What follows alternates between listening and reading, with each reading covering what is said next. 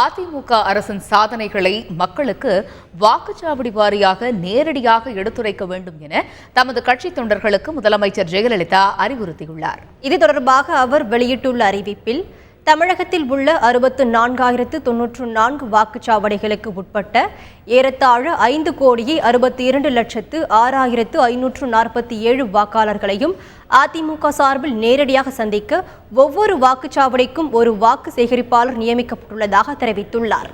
அரசின் சாதனைகளை மாநிலம் முழுவதும் உள்ள வாக்குச்சாவடி வாரியாக வாக்காளர்கள் அனைவர் இடத்திலும் நேரடியாக எடுத்துரைக்க வேண்டும் என தனது பெயரில் செயல்பட்டு வரும் பேரவைக்கு உத்தரவிடுவதாகவும் அவர் குறிப்பிட்டிருக்கிறார்.